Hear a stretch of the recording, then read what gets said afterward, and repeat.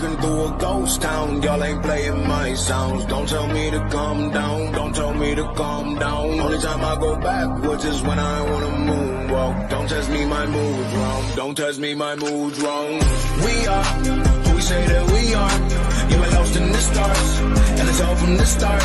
Never running no pace, never on the right page, but we still read that book, and we still run that race. Ay. Mississippi Racer riding out, no shortcuts, no time for that. Mississippi Racer riding out till the wheels fall off, I'm driving that. Mississippi Racer riding out, we'll stop burning, strike the match. Mississippi Racer riding out, red light, green light, red light, good night.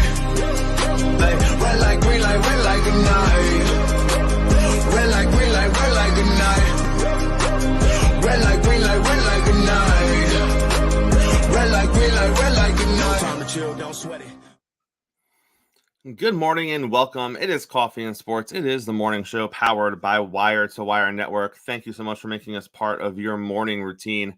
I am Chris, and of course, that over there, that is Mo. Mo, how are you this morning, sir? Doing great on a terrific Tuesday. Just ready to get into it. So, Mo, World Wrestling Entertainment is the talk of the wrestling town these past couple of weeks because of the debut of the Wyatt Six.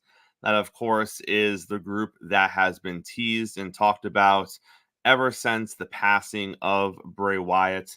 The question was, are they going to do anything with Bo Dallas? Are they going to do anything with the Uncle Howdy character?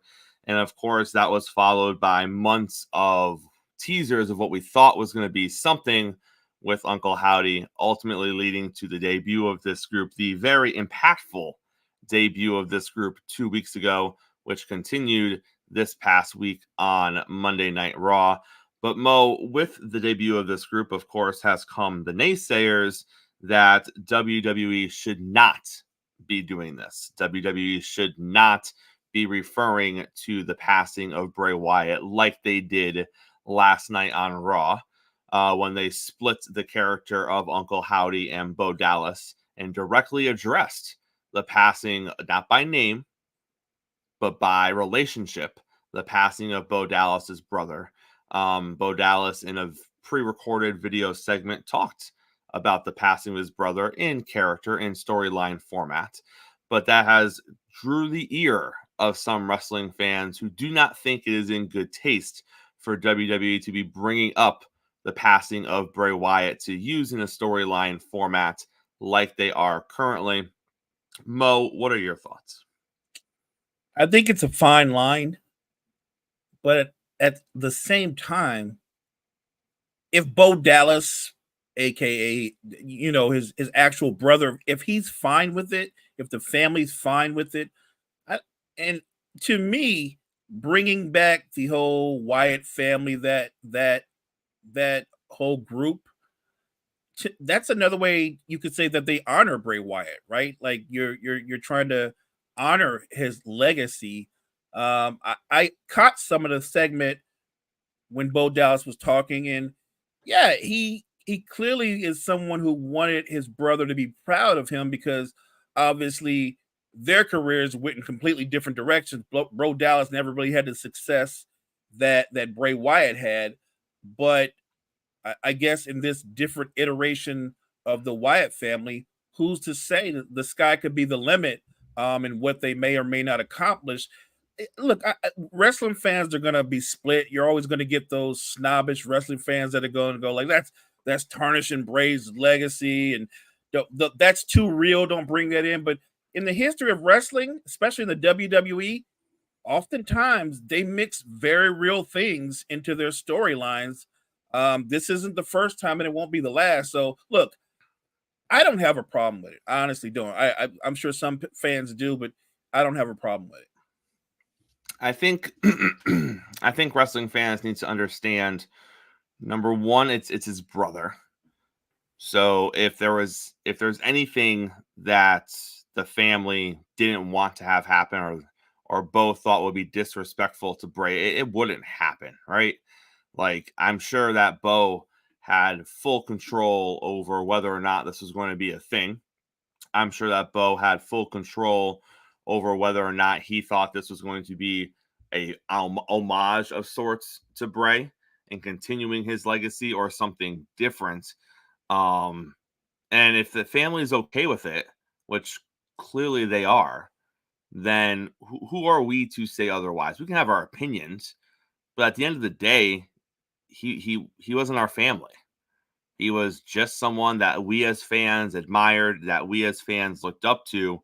So yeah, everyone's entitled to their opinion, Mo. But if the family's okay with it, then who are we to, jump in there and be like, well, no, they shouldn't be. No, if they're okay with it, then they're okay with it. And Mo, to your point, WWE has always blurred real life events with storyline events. And Cottrell mentioned probably, and it's not death related, but one of the biggest down there in the chat. Look no further than the Edge Lita Matt Hardy situation. Oh yeah, guys, Matt Hardy was actually fired from WWE. That's a real thing. That was not a storyline. Matt Hardy was fired from WWE after his girlfriend cheated on him with another one of the boys in the back, and it came to light, and he didn't handle it professionally backstage. He was let go. That is a real live situation. And then they called him a couple of weeks later and said, let's turn this into money. We'll bring you back. What? Like, Mo, you want to talk about personal? They basically said in that moment, we value Edge more than you do. Even though he's the one that did the effed up thing to you, you no longer work here as a result of something. Yes, he didn't handle it well, but the entire situation was not his fault. So another guy takes his girl. He reacts poorly. He loses his job. The other guy doesn't. And then a few weeks later, they're like, wait a minute. We think we can all make some money here. We'll bring you back if you agree to a few things. Still showing they value Edge more than they value Hardy. Right. And then guess what, though? Matt Hardy agrees to it. He agrees to it. And they all made money. They all made money out of it. Right? God, I remember that storyline. I remember that. But it's just one. I mean, it's the same conversation when you talk about, Dominic Mysterio evoking Eddie Guerrero's name. And I mean, in that situation, you're talking about someone that hasn't been with us since the early 2000s at that point. And there are people who were upset about that. It's just one of those things where, you're never going to please everybody. Right. And you just have to look at who's doing it, what the situation is. And I get it. The Dominic situation is a little different. They're not Eddie's family. They weren't directly. I mean, Bray was one of his best friends, but, Vicky apparently wasn't happy with it in real life. Chavo didn't want to talk about it in real life, but it's just one of those things where sometimes it is what it is. And you have to take a look at what wrestling is. And at the end of the day, wrestling is always entertainment. And that's what they're trying to do. And there's going to be times where they cross the line. There's going to be times where you're like, I don't know if I would do that. But at the end of the day, it is what it is, Mo. And look at real life.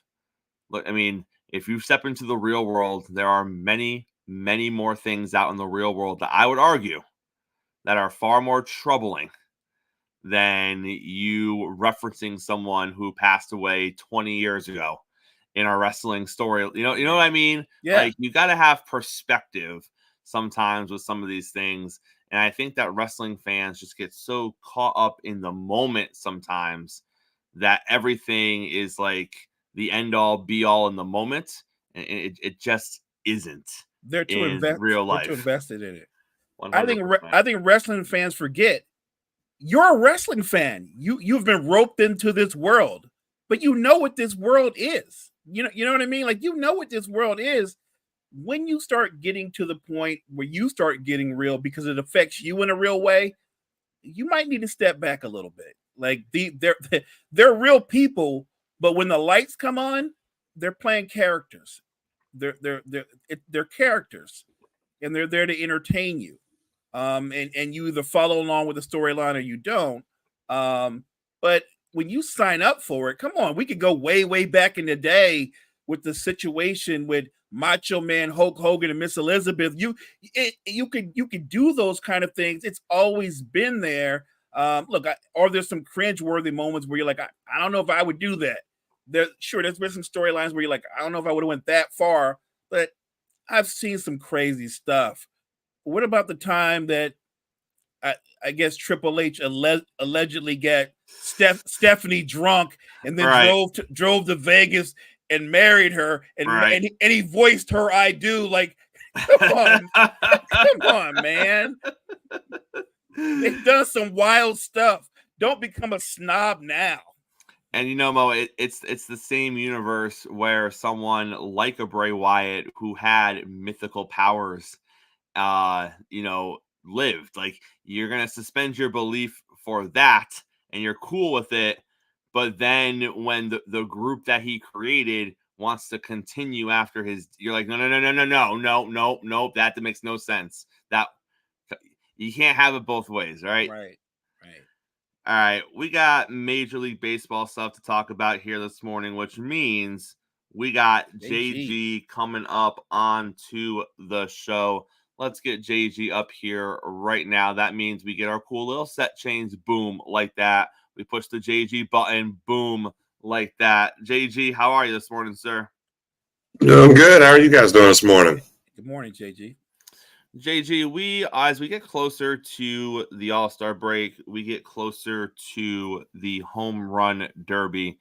And in Major League Baseball, the Home Run Derby is a debate every single year. Who is going to compete in it? Most importantly, who is not going to compete in it? Some years are better than others, depending on who is in there. Some players have embraced the Home Run Derby more than others, like Pete Alonso did for a few seasons, where that really kind of became part of his shtick, if you will. He was known for what his heroics were in the Home Run Derby, kind of like the slam dunk contest in the NBA. There was a point in the NBA where, everyone wanted to do it. And then there was a point in the NBA where nobody wanted to do it. And the Home Run Derby has seen similar ebbs and flows. Some baseball purists believe that there is no need for the Home Run Derby because it messes with their timing. It's not natural for the players to go out there and try to do what they're doing in the Home Run Derby. And because if you're not going to get the best of the best when it comes to the sluggers, then why even bother putting it on? JG, I just put a lot onto your plate. We love giving you baseball purist questions from time to time. Walk us through where you stand on the Home Run Derby, and if you think there is a way for Major League Baseball to ever get it kind of closer to where it was, 20, 25 years ago. See, now, I love the Home Run Derby because I grew up probably one of the greatest eras of Home Run Derby time. You had Ken Griffey Jr., you had Frank Thomas, Jim Tomei, you had some of the greatest, and I'll throw McGuire, I'll throw Sosa. I know they're the opinion of them, but they were part of that era in the 90s and the early 2000s. Bonds, part of the Home Run Derby at 1.2. I mean, you're talking about some of the greatest home run hitters. We got to watch that in the 90s, early 2000s. So I tune in. I watch the Home Run Derby. I love the Home Run Derby just as much as I did love the slam dunk contest, when it was at its peak in the 90s and early 2000s as well. They have tried to continue to do some tweaks here and there, and I think that's something that, if you talk to sports fans, that the Major League Baseball continues to try to find ways to tweak and change the Home Run Derby to make it better. I think we can agree as well as this. We wish the NBA would do something similar to the slam dunk contest to at least make it more appealing. So of all the things Major League Baseball and all the things that they do wrong, that is the one thing they have done right. They have tweaked and changed to make it more appealing and interesting. I think there's still some things that could be done, but changing the format, changing that you have a clock, you kind of make things a little bit quicker through. I think that makes things a little bit more. Again, you have a little bit more of that interest into it. So, how you get more people? I think because the mindset of hitters today has changed. I think that's why you get more power hitters in it, because everybody is trying to be power hitters and home run hitters. That's why you have Pete Alonso doing it more often now, and he's not worried about it now. As a Braves fan, I'm glad he does every year because he does struggle in the second half, but that's I'll change that. But you can't force people to do it. It's the same thing in the slam dunk contest. You cannot force your athletes to do it. They have made it interesting as far as making it, hey, the winner of the home run derby wins $1 million. That's interested. That makes it interesting for a lot of the guys who are playing and hitting. But there's only so much you can do to make somebody do this. I think that's the only problem. But I think because of all the interest and appeals that have gone on, they have gotten a little bit more of the superstars in the home run derby the last recent years than there was for a time period. JG, Jacob deGrom is expected to return to the Rangers sometime in August. Obviously, getting deGrom back into the pitching rotation for a team like the Rangers, who is still kind of figuring out their way through the current MLB season, is going to be a big boost. But keep in mind, he is coming off of a serious injury. JG, what is a realistic expectation for Jacob deGrom this season? Let's say he returns mid-August.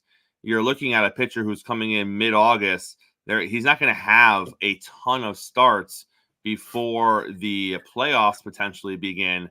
Is he someone that can come back and be a difference maker for a club that has been very up and down so far this season as they are trying to find their footing within their own division? Yes and no. I think obviously, because the greatness that Jacob deGrom has, we have to still see it after this injury. But again, the skill set is there. The ability is there. It's a matter of now is being healthy to do it. So, is he the difference maker? I don't think I don't think the Rangers expect him to be the difference maker in the rotation, because again, the health has to be the same. It has to remain for you. So, but it does provide a boost of confidence to your roster and to your lineup that, hey, we're getting healthier in the rotation. We can start playing as hitters a little bit more free, because we don't have to be perfect anymore with Jacob deGrom and Max Scherzer back in the rotation. So it does open up a little bit more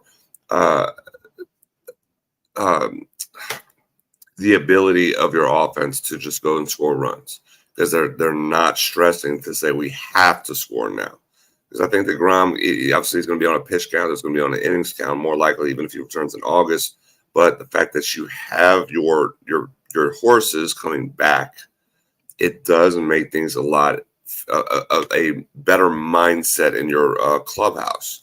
And I think that's the gist of what the Rangers are hoping for, is that once you have deGrom return, Scherzer came back, you have a better mentality in the clubhouse saying we are getting back to what we couldn't be.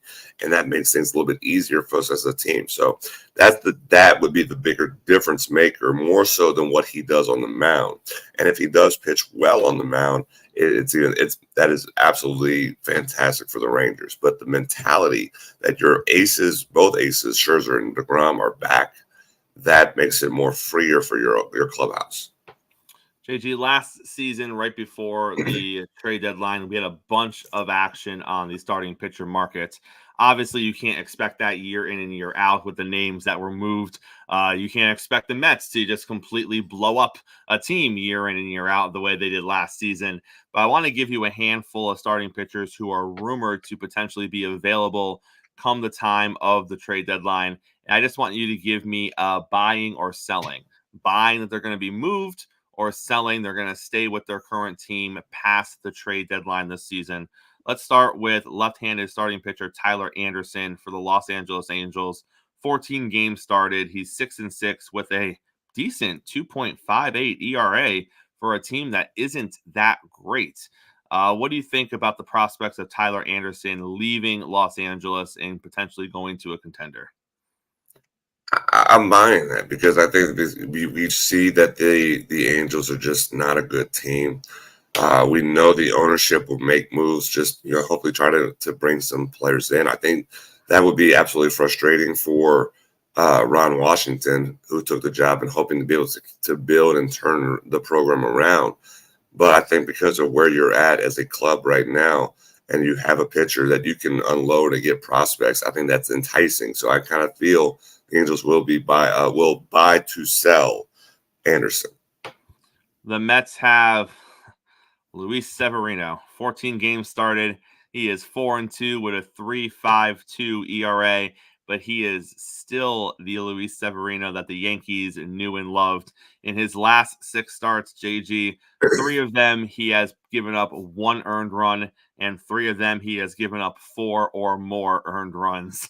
That is the roller coaster that is Luis Severino, but he does have some really nice quality starts with the Mets this season. A Mets team that has been a roller coaster ride themselves this season. Are they going to move Luis Severino? I believe he's only there on a 1-year deal. Or is he going to stay with the Mets through the end of the year and just hit free agency at the end of the season? I think the Mets will try to move him. I don't think there's going to be a lot of interest for Severino. There's too much inconsistency. Again, if you had more of what you said of the good Luis Severino, it would be a lot more enticing of teams to say, yeah, we're going to be making that move to get Severino because we know he is really that good.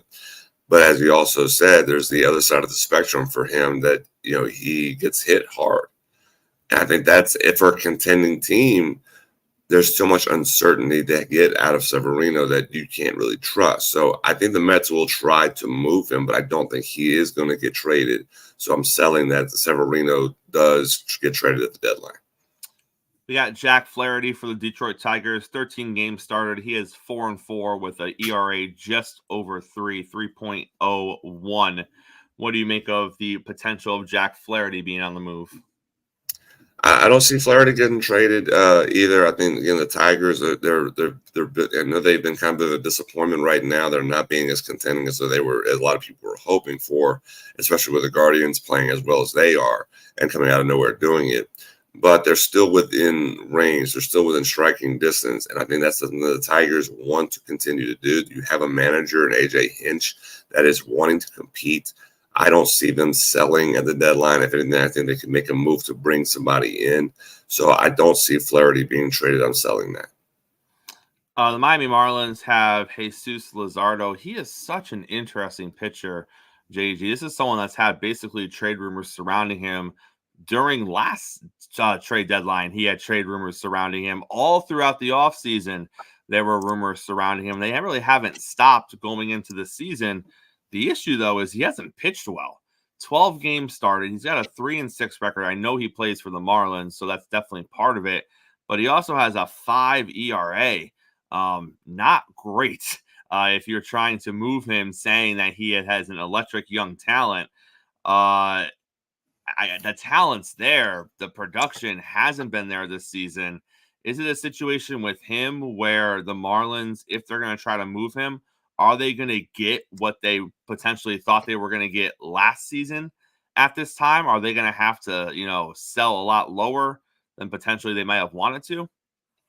Yeah, they're probably going to have to lower the asking price of Jesus Luzardo, but more likely, I think he is going to get traded. I think the team's going to look at him and understand that the environment of where he's been playing in with the Marlins, not a good team, kind of just been absolutely a down year from the expectations that the Marlins had this year, because they were a playoff team last year, and it has just been absolutely atrocious this season. I think that's something that you have to account for a pitcher like Jesus Luzardo. You look at the numbers and say, you go a little bit further. What is his whip? What is the strike percentage? Where is he at on batting average with the balls put in play? There's a lot of different factors you have to look at stats wise for Jesus Luzardo to make him be like, we'll make this move to get him. I do think he's going to get traded though, because I think a team's going to look at it and say the arm talent's there, the skill set is there, the numbers don't back it up, because I think if you put him on a team that is a good team, a contending team, you get better numbers, i.e. what you saw from, I know it's a bullpen arm, but last year the Braves traded for Pierce Johnson, a reliever from the Colorado Rockies, which the Rockies were horrible last year, still are. He had a 6 ERA at the time he got traded. And from the time that he got traded to the end of the season, he led all of relievers in ERA. The environment that where you're at matters a lot in Major League Baseball. So if you take Jesus Luzardo, you take him out of one of the worst teams in baseball, and you put him on one of the better teams, a contending team, I think you're going to see the good side of Jesus Luzardo. So yes, I think the Marlins are going to want to trade him. I think the team's going to be interested in making that move. And I think that because of things, the Marlins won't get what they want, but they're going to find a way to at least get something in return. So yes, Jesus Luzardo, I'm buying that he does get traded. I'm going to butcher his name because I've simply never heard anyone say his name because he plays for the Chicago White Sox and nobody talks about that team, JG. I am talking about, I guess he would be their current ace, former reliever turned starter, Garrett. It looks like Crochet. It might be Crochet. I do not know. But since moving from the bullpen into the starting role, this might be the only good thing the White Sox have done this entire season, because he's been good. 15 games started. He's 6-5. He's got a 3.16 ERA. He's got a 0.90 whip. He looks good. He's 24 years old. He's young.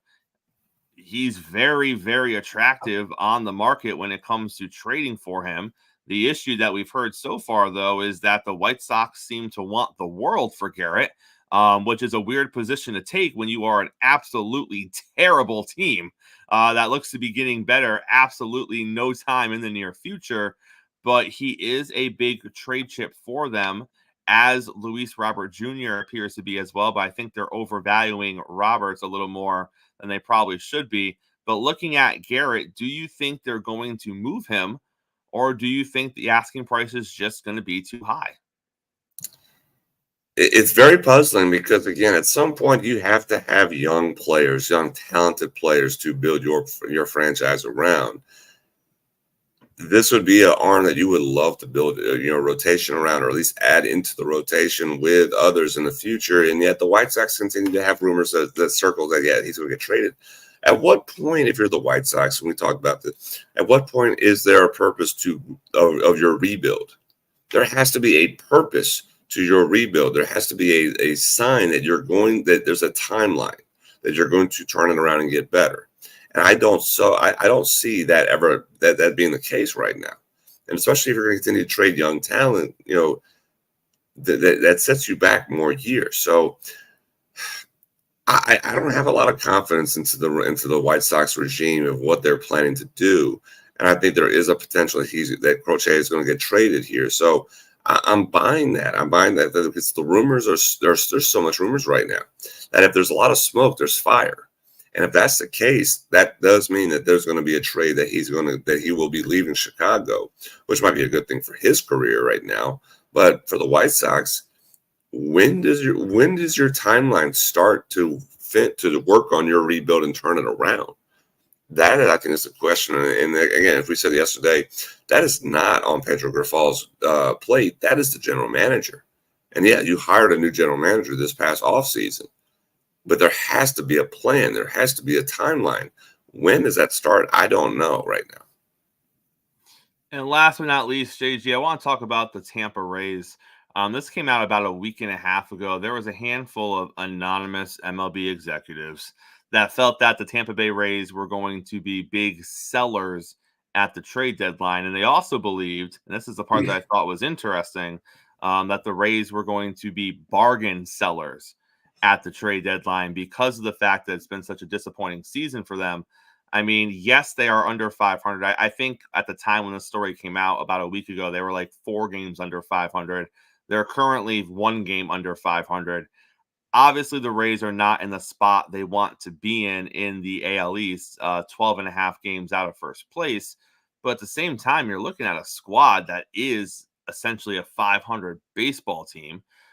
I don't know how I can look at a team that's 500, and unless you're just shedding contracts that you were probably going to try to shed regardless at the trade deadline, I can't see them being full-on bargain basement sellers when you're essentially a 500 club. Yeah, I think that's a little bit misleading as far as bargain base sellers. Randy Arozarena comes to mind as far as one of the names that you're probably going to see get moved.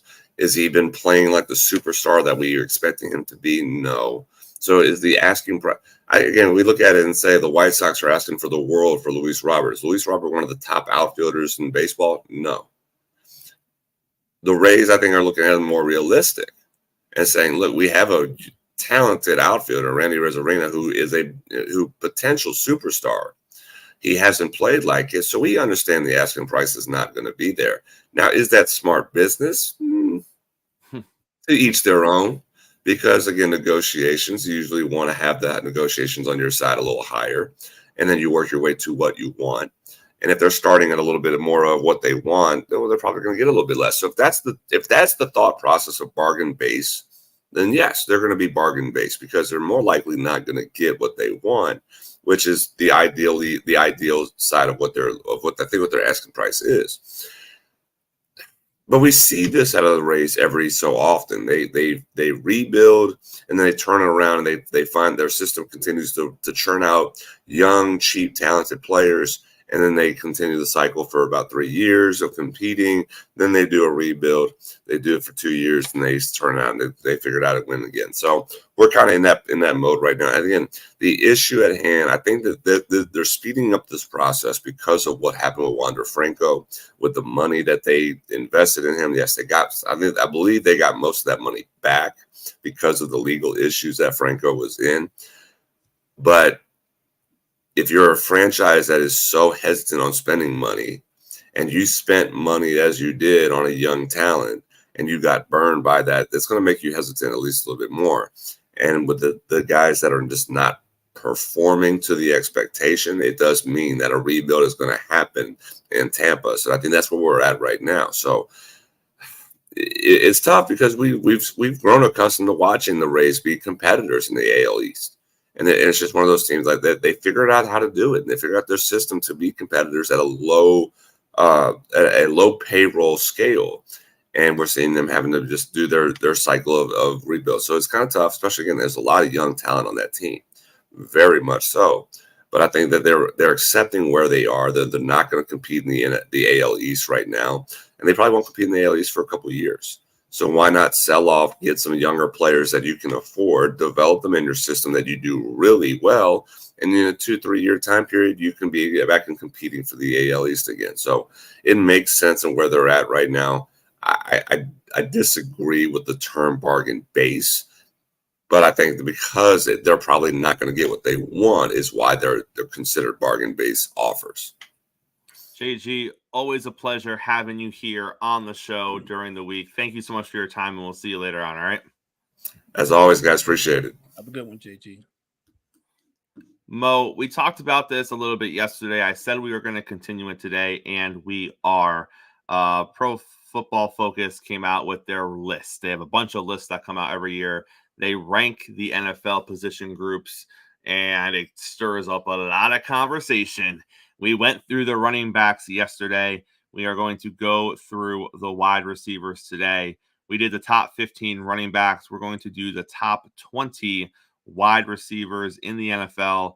And just like we did yesterday, we're going to go 20 through 1, and we're just going to pile them one on top of another, and we're just going to go until we disagree. Because in theory, every name I say should be better than the previous ones, right, if we think the list is built correctly. Now, obviously, with our running back list yesterday, there were a couple of head scratchers. Derrick Henry being number 2 on the list was one of them. Aaron Jones being in the top 10 was one of them. But we'll see how the wide receiver list stacks up. We're going to start with the model of consistency himself, Mike Evans, number 20 on the list. Say what you want about Mike Evans, Mo. He's had 1,000 yards every season he has been in the NFL. Some of those seasons were like 1,003 yards. I get it. But he's had 1,000 yards every season he's been in the NFL. That's saying something. He is going to open up the top 20. If that's the floor, how are you feeling? We're going to already disagree. I don't. There are not 20 better receivers than Mike Evans, so I already know they're wrong there. And yeah, he's had some big 1,000-yard receiving seasons. He had some low ones, but I always look at two things with him. I look at his yards per catch and I look at his touchdowns. Mike Evans is unique because he's a big receiver, but he's actually more of a home run hitter, right? He's a deep threat. That's where he makes his living running a 9 route. So I see them having at 20. I'm going to be really stunned if they can find 19 guys that are better, but we'll see. Well, let's start with the first guy above him, number 19. Let's start with Amari Cooper with the Cleveland Browns. Amari Cooper is viewed as as being a very underrated wide receiver who just consistently goes out there and puts up great numbers when healthy, because he has some injury issues, Mo. Do you like Amari Cooper ahead of Mike Evans?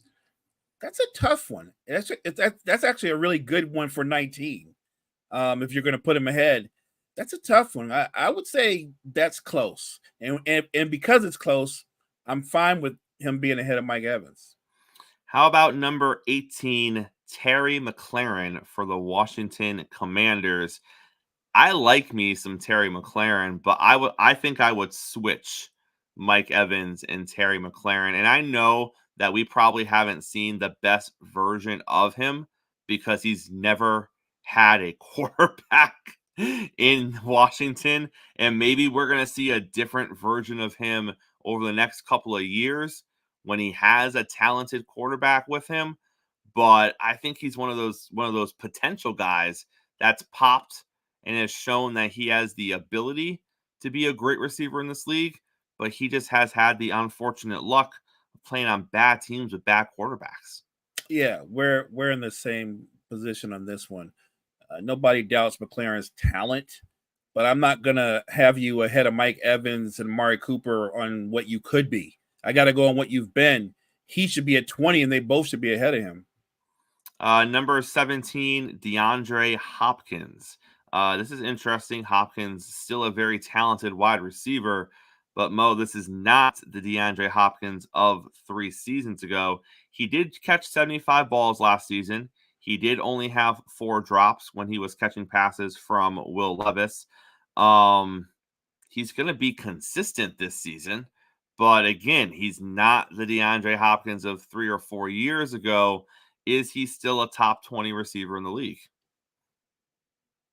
I think he's a top 20 receiver, but you bring up a great point. D-Hop used to be able to combine his physical abilities to go along with deceptive speed. And now I don't think he can really take it deep on anybody. He's become more of a chain or more of a possession type guy, which is not a bad thing. And I'm sure he's still excellent at going after 50-50 balls. If I'm going to have him in my top 20, and I know that Will Levis is going to be his quarterback going forward, I don't know if he should be ahead of the other guys we just talked about. I think that's fair. I think that's very fair. Number 16, Devontae Smith of the Philadelphia Eagles.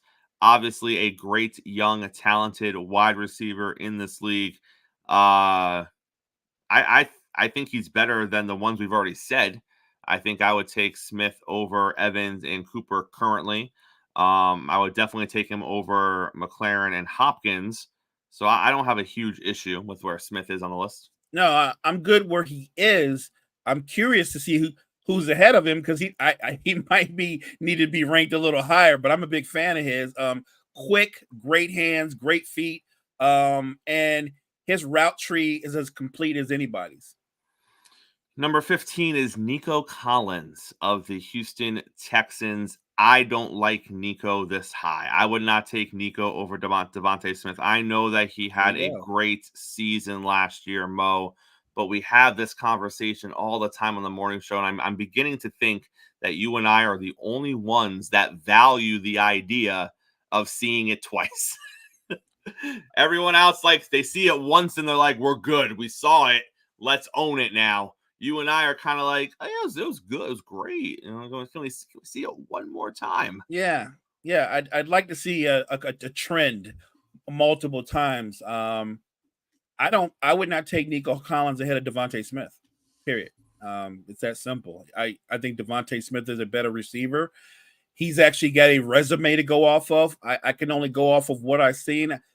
I'm never going to do the one-hit wonders and say, and I'm not saying Nico Collins won't be a terrific receiver going forward, but I only have the 1 year to work off of. I'm going to go with Devontae Smith's resume over Nico Collins.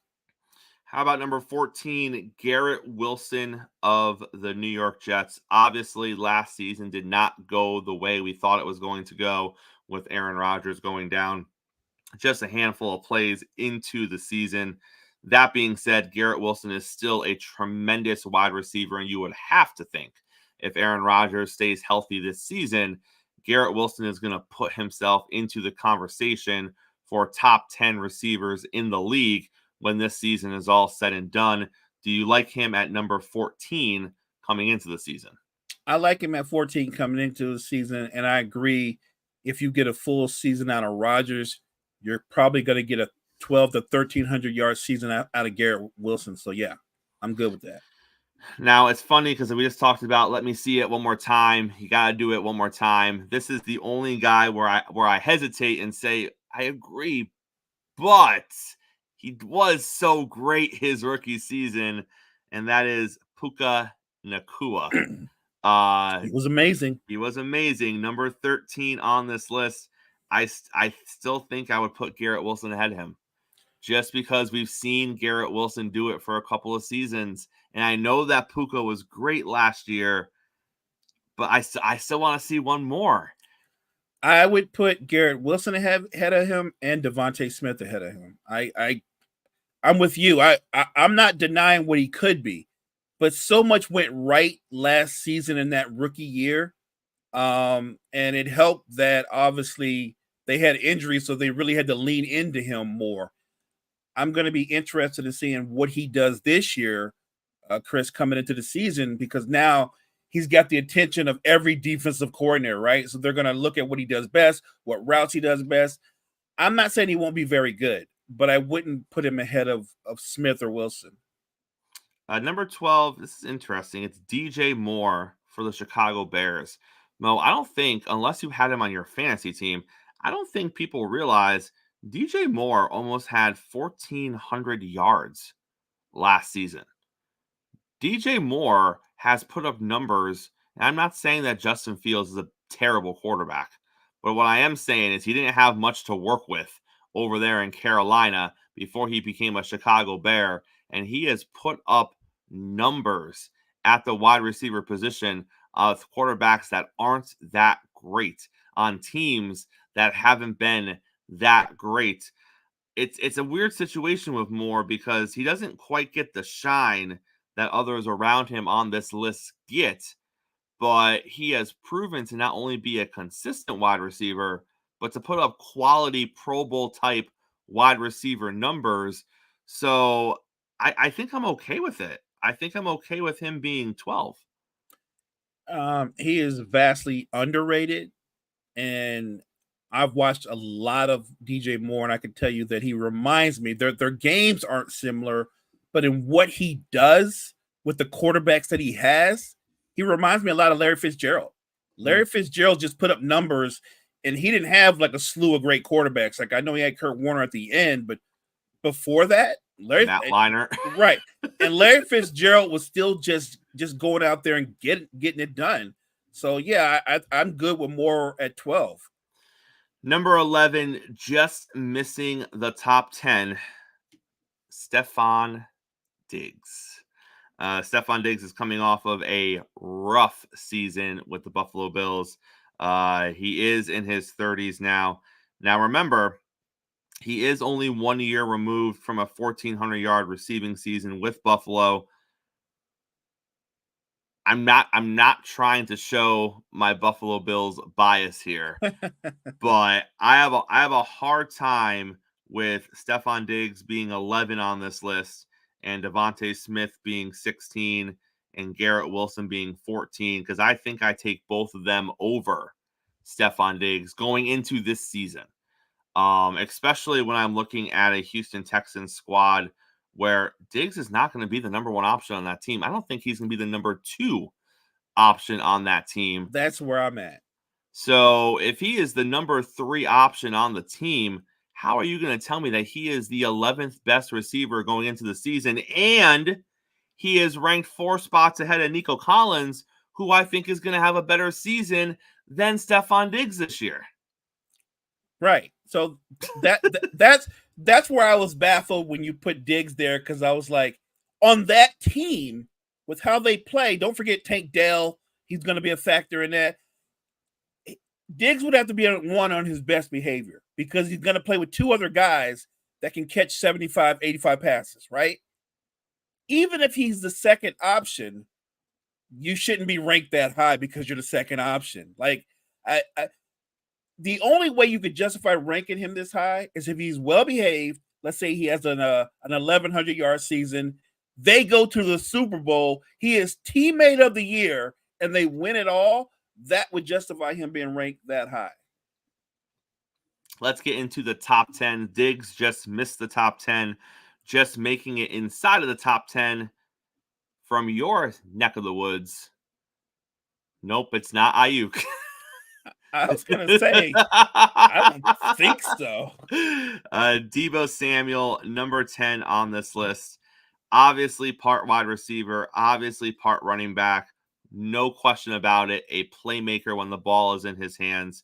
He led the league with 32 broken tackles last year, 10 more than any other wide receiver. He is also a huge part of the San Francisco 49ers offense. Mo, it's tough with Deebo because he isn't necessarily a great wide receiver. He's not. But you look at what he does, and you got to put him somewhere, and you're going to put him in the receiver category more than you're going to put him in the running back category. So I guess you have to rank him with other receivers. But when you say, hey, we got a list here, and we got Deebo just ahead of a Stephon Diggs, a DJ Moore, a Puka Nacua, and right away you're like, I don't know if he should be ahead of those. He's good, like he's nice, but I don't know if he should be ahead of those guys. I'm a Niners fan. I wouldn't have Deebo in the top 10. You can make the argument that he could be 20, and I don't think that would be wrong. He's a better football player than maybe everybody on the list. He's not a better wide receiver. He's not even the best wide receiver on his own team. Ayuk is, and I'm guessing he's not top 20. He's not even top 20. Right. That makes my point. Yes. Right. So I wouldn't rank Deebo that high. I get it. He's a terrific football player, and you want to find a way to acknowledge that, but he's not one of the 10 best wide receivers in football. He's just not. Number 9 is Cooper Kupp of the Los Angeles Rams. Yes, he is 31 years old. Yes, he is going to start to decline. Yes, he has played in back-to-back seasons where injuries have impacted him. But man, Mo, he only played in 12 regular season games last year because of injury. But when he played, he was still effective. We all thought that when he returned from injury last season to the Rams, that Puka was the Rams were rolling with their young wide receivers at that point. Our thought process, we talked about it on the morning show. We were like, it's great they got Cooper Kupp back.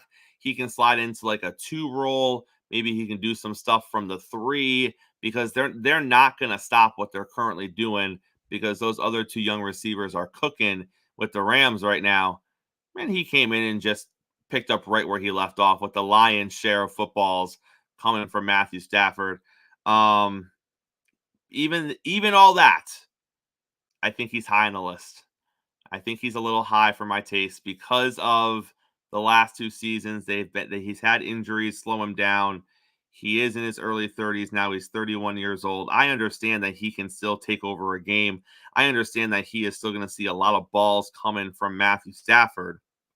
But I think the question becomes, Mo, if you had your pick of the litter going into this season, would you want Cooper Kupp, or would you want DJ Moore, Puka Nacua, Garrett Wilson, Devontae Smith? Would you put Cooper Kupp ahead of all those names? Yeah, I'm pretty much taking all those names ahead of Cooper Kupp. And that's not knocking Cooper Kupp, right, on what he's done, but you're talking about what they are right now going forward. And so I would, the same way that Diggs should be further down, I think he should too. I just think that Kupp shouldn't be in the top 10. Maybe it should be 3 or 4 places outside of the top 10. This might be so. Just to let you know, Mo, I'm going through the list one at a time. I didn't pre-look at the list, so every okay. name that I unveil here, I am seeing for the first time as well. I didn't think we were going to go here. I didn't think this was going to be on the list. Number 8, Brandon Ayuk. What? Let me read to you what PFF said about their 8th best receiver in the NFL. A devastating route runner, an explosive threat. Brandon Ayuk is one of the most efficient receivers in the game, whose overall numbers are held back only by the offense he plays in and the sheer quantity of other options within it. Passes thrown his way last season generated a 126.8 passer rating. Brandon Ayuk, the 8th best receiver in the entire NFL, Mo. So I'm not going to argue on how good a route runner he is. He's a very good route runner. I'm not going to argue that he's very effective in the system that he plays in. I'm going to argue, though, that the system absolutely doesn't hold him back. The system, I don't want to use the word props him up, but the system puts him in the best positions to be successful. The system sets him up for success. I think if you just tried to go traditional, he's our number one, and we're going to throw him 15, 16 balls a game, no matter what the coverage is or whatever, you would find out really quick he's not that guy. He's not that guy. Look, if Brandon Ayuk is going to be number 8, then I gotta like backtrack on what I said. Then Cooper Kupp should be in the top 10 because Brandon Ayuk is number 8. I mean, I honestly thought Ayuk, and I didn't know who was going to be in this list, obviously. But I thought when you did the list, I thought Ayuk's probably going to be coming in around 16 or 17. That's where my mind was. And when we get like on the other side to 12 and 13, I'm like, this guy's not going to be in the list at all. And when they had Debo at 10, think about what you're saying. They had Debo at 10, right? Is Debo at 10? Debo is at 10. You're saying the Niners have 2 top 10 receivers. They don't. They don't. I think Ayuk, you could argue he might be better than D-Hop, this version of D-Hop, right? But that would still put him back in the teens. Right. There's no way he's the 8th best receiver in football. And this is coming from a Niners fan, but I live in reality. I'm just saying, if you just took away positions and you said, well, who's the best receiver on the team? It might be George Kittle. It might be Kittle or McCaffrey, the running back. Number 7, Amon-Ra St. Brown for the Detroit Lions. I absolutely love St. Brown. I think he is without question a top 10 wide receiver. I have no issue with him being here. Nope. Number special when you see it. He's special. He's special. Number 6, Davante Adams. I know he's 31. I know he's getting up there in age. I know he had a few more drops this season, but for a receiver in his 30s, he's still doing it, and he's still doing it at a high rate. So unless he drops off more this season, like you expect from a receiver in their early 30s, I have no issue with Davante Adams. I might put him a little lower, maybe not necessarily closer to the top 5, maybe closer to just being inside the top 10, but I have no issue with him being inside the top 10. I think he's ranked too high because he should. I agree with you. He should be in the top 10. He's ranked too high because you have to look at what he's got to play with. He's not going to have great numbers this year. He might have good numbers but he's not going to have great numbers because right now he's in football hell. So yeah, on his talent, I think he's a top 10 receiver still, but he's not going to be nearly as productive that he has been in the past. Number 5 is A.J. Brown. I get it. If you take personality out of it, you take on the field, off the field antics out of it, he's a really good football player. He's a monster. I have no issue with him being top 5. No, when you're just looking at football and you're just playing the game, A.J. Brown's a monster. Number 4 on this list is CeeDee Lamb. Again, I think CD is a top 5 receiver in this league. I'm okay with that too. You can flip a coin on certain rank. When you start getting that top 5, unless you say something crazy. And then, Mo, you know where we're going. You the top 3, it was just what is your preference for the top 3. They have it ranked number 3, Jamar Chase, number 2, Tyreek Hill, number 1, Justin Jefferson. I'm okay with it. You could sway me with any of those 3 guys as number 1. Yeah, I think you literally can flip a coin. It could become down to preference, but I agree that should be the top 3, and I 100% agree on the top 5. So I'm good. I think they got the top 5 right. Let's take a quick look at the names that were outside of the top 20. At 21, they had Marvin Harrison Jr. I don't know why he is on this list. No offense to Marvin Harrison Jr. You have never played it down in the NFL. Right. How are they going to put you ahead of Jalen Waddle at 23? Right. Maybe when you play, you might project and be what you're supposed to be, but you haven't played. Like far as I'm concerned, you should be ranked 50th or something. You haven't played. Keenan Allen was 22. DK Metcalf was 24. They have Malik Neighbors on here at 25. Again, you've never played it down in the NFL. Drake London was 26. I thought he might be a little bit high. Chris Olave for the Saints was 27th. I thought he would be a little bit higher. I think he's nice. I think he's nice. Really nice. Yeah, he's a nice receiver. Michael Pittman Jr., I think he's a high end too. And I think that's all I really had an issue with. I thought T. Higgins was a little low. He's 32nd. I don't know if I know he's a 2, but I think he's a talented 2. I don't know if he should be under like George Pickens and a bunch of rookies who haven't played a single game in the NFL yet, because Rome is on here for the Bears at 29. So they got Higgins underneath 3 rookie wide receivers who very well could all be ahead of him after this season. But show Higgins a little respect. 3 guys who have never played and they're all ahead of him. And you made a good point about Pittman Jr. He's probably to me, he's their number 1, but he's actually a 2. He just happens to be their number 1. My point is, I don't think Pittman Jr. is better than T. Higgins. Right. All right, guys, that was the list. That was the list of wide receivers. We're doing quarterbacks tomorrow, which we all know how fun that's going to be. Mo, take us to a close on a Tuesday. Thank you guys for joining us. Make sure you check out all the great content we have at the Wire to Wire Network. Wire to Wire Network, we appreciate you. Make sure you're back here, same time, same place tomorrow. We're going to go through the quarterback list. We're going to have the NFL genius himself here when we go through the quarterback list. All of that and more. Coffee and sports. It's the morning show powered by Wire.